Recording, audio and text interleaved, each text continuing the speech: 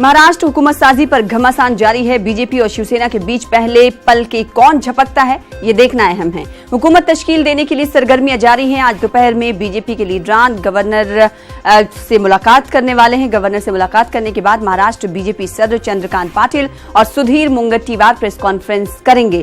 ख्याल रहे कि बीजेपी शिवसेना के 50-50 के फॉर्मूले को मानने के लिए तैयार नहीं है, जिससे शिवसेना लगातार नाराज है। तो आज कई अहम सरगर्मियां महाराष्ट्र की सियासत में होने वाली हैं। क्या आज तस्वीर साफ होगी? सबसे अहम सवाल ये लगातार बना हुआ है। हमारे साथ हमारे नुमाइंदे अमित राय मजीद अपडेट के साथ जुड़ रहे हैं इस खबर पर। अमित राय, क्या लगता है कि आज तस्वीर कुछ साफ होगी? लगातार तस्वीर जो है साफ होती हुई दिखाई नहीं दे रही है, नया मोड़, नया रुख आ जाता है। आज के हवाले से क्या कुछ बातें गश्त कर रही हैं? देखिए, बीजेपी नेता पहले दिन से ये कह रहे हैं कि बहुत ही जल्द जो है गुड न्यूज आएगी, और आज हम देख रहे हैं कि बीजेपी के जो वरिष्ठ नेता हैं सुधीर मुनगंटीवार, चंद्रकांत पाटिल और आशीष शेलार, ये राज्यपाल से मिलेंगे 2 बजे के करीब और मौजूदा हालात पे और सरकार बनाने को लेकर चर्चा करेंगे।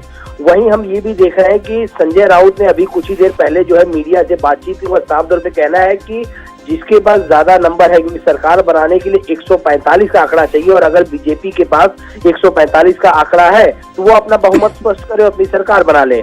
हमारा देवेंद्र फडणवीस से कोई निजी दुश्मनी नहीं है, लेकिन जिस तरह से खेल हो रहा है महाराष्ट्र में बिल्कुल गलत है। और आज हम देख रहे हैं कि सामना में भी संपादकीय के जरिए जो है भाजपा पर जमकर निशाना साधा गया है, उसमें बड़े बड़े आरोप लगाए गए। इसमें ये लिखा गया है कि पैसों और गुंडों का प्रयोग कर रही है भाजपा अब, और पिछली सत्ता का उपयोग अगली सत्ता के लिए थैलियां बांटने में हो रहा है, और किसानों के लिए कुछ भी मदद नहीं कर रही। और ये हम सिर्फ मुद्दे की बात कर रहे हैं, और अगर मुक्के की बात होगी तो उसका भी उत्तर हम देंगे।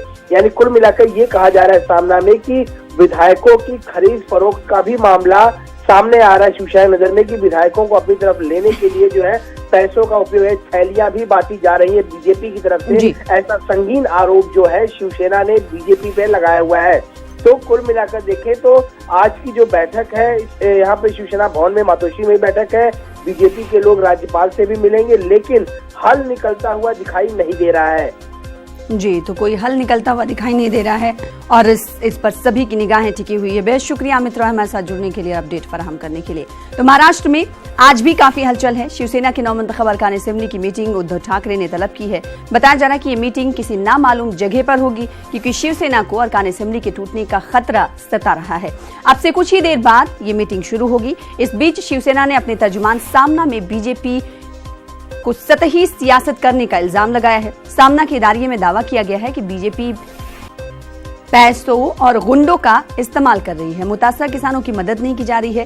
इदारिये के मुताबिक बीजेपी थैलियां बांट रही है। और ये गवर्नर साहब से भी कहा है जाकर, जो सबसे बड़ी पार्टी है, सिंगल लार्जेस्ट पार्टी, उनको मौका मिलना चाहिए।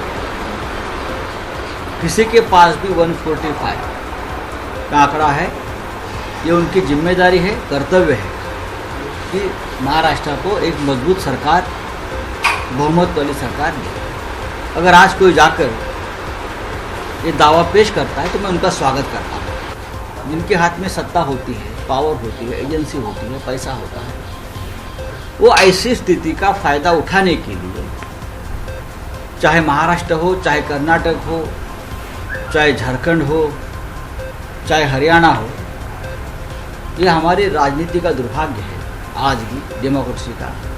ये बातें चलती है, लेकिन मैंने पहले भी कहा है, महाराष्ट्र में इस बार किसी भी पार्टी का, चाहे कांग्रेस हो, चाहे एनसीपी हो, शिवसेना की बात तो छोड़ दीजिए, कोई नहीं टूटे।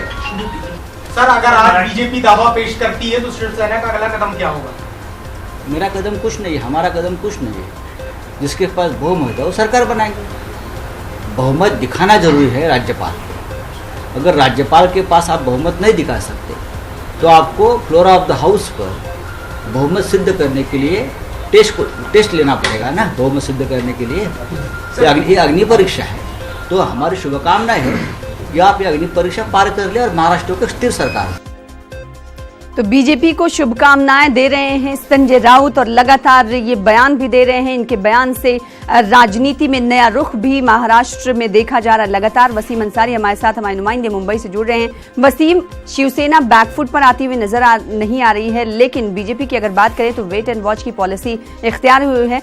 24 घंटे का वक्त सिर्फ बचा है, ऐसे में कोई हल नहीं निकल रहा है। आज शिवसेना फिर मीटिंग करने वाली है अरकान असेंबली की, और कहा जा रहा है कि नामालूम जगह पर यह मीटिंग होगी।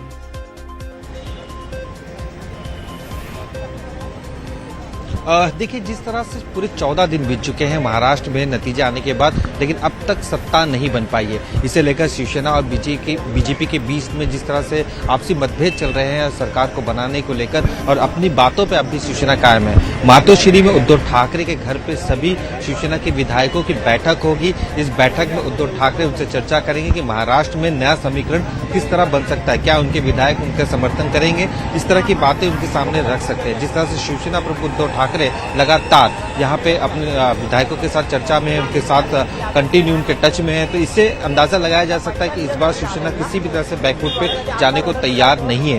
यही वजह है कि अब तक बीजेपी और शिवसेना के बीच किसी भी तरह से सत्ता को लेकर चर्चा नहीं हो पाई है, और न शिवसेना इस बात को लेकर चर्चा करना चाहती है। वो चाहती है कि शिवसेना बड़ी पार्टी होने के नाते सबसे पहले महाराष्ट्र में सत्ता को लेकर दावा पेश करे, और उसके बाद सत्ता पाने के लिए जो एक फ्लोर टेस्टिंग होती है, फ्लोर टेस्टिंग में वो पास हो। ये काफी अच्छी तरीके से शिवसेना जानती है कि उसकी बीजेपी फेल हो जाएगी, क्योंकि जो उनके पास आंकड़े हैं वो आंकड़े पर्याप्त नहीं है। 105 आंकड़ों के बल पर शिवसेना बीजेपी सरकार नहीं बना सकती बिना शिवसेना के समर्थन में। तो ऐसे में शिवसेना अपनी भूमिका बेहतर तरीके से जानती है। अब तक ये भी खबरें आ रही थी कि शिवसेना अपने विधायकों को अज्ञात स्थानों पर ले जाकर रखेगी, ताकि किसी भी तरह की कोई भी कोशिश न उनके विधायकों को तोड़ने की। लेकिन अब यह खबर आ रही है कि शिवसेना ऐसा नहीं करेगी, वो अपने विधायकों से चर्चा करेगी, और महाराष्ट्र में उनके विधायक खुलकर बीजेपी के खिलाफ बातें करेंगे और उनके साथ सरकार में नहीं जाएंगी। इस तरह की भी बातें अब उनके खेमे से निकलने लगी है। और जिस तरह से लगातार संजय राउत शरद पवार के लगातार संपर्क में है, उनसे चर्चाएं कर रहे हैं, और जिस तरह पूरा माहौल महाराष्ट्र की राजनीति में दिखाई दे रहा है, तो ये कहना काफी दिलचस्प होगा कि महाराष्ट्र में एक नया समीकरण देखने को मिल सकता है। लेकिन फिलहाल जो सरकार की मियाद है 9 तारीख को खत्म होने वाली है। इससे पहले किस तरह की एक रणनीति तय करेगी शिवसेना देखने वाली बात होगी, क्योंकि कुछ ही देर यानी कि दोपहर के वक्त करीब 2 से 2:30 बजे जो बीजेपी के वरिष्ठ नेता है, महाराष्ट्र के वित्त मंत्री सुधीर मुनगंटीवार, महाराष्ट्र प्रदेश के जो अध्यक्ष हैं चंद्रकांत पाटिल और आशीष शेलार जो शिक्षा मंत्री है, ये सभी राज्यपाल से मिलेंगे। राज्यपाल से किस तरह की चर्चा करेंगे ये देखने वाली बात होगी। अगर नहीं होती है चर्चा, अगर वो दावा नहीं पेश करते, तो भी क्या शिवसेना अगली बार उनका इंतजार करेगी कि सबसे पहले बीजेपी दावा पेश करे, ताकि अगर फ्लोर पे फेल होती है तो उसके बाद शिवसेना को बेहतर तरीके से मौका मिलेगा। जाहिर सी बात है। तो शिवसेना पत्ते नहीं खोल रही, तो वहीं बीजेपी की तरफ से भी कोई इशारे नहीं दिए जा रहे हैं, लेकिन दोनों के दरमियान इल्जामात और जवाब इल्जामात का सिलसिला लगातार जारी है। शुक्रिया वसीम, आगे भी आपसे राब्ता कायम करते रहेंगे। फिलहाल मजीद अपडेट के लिए शुक्रिया।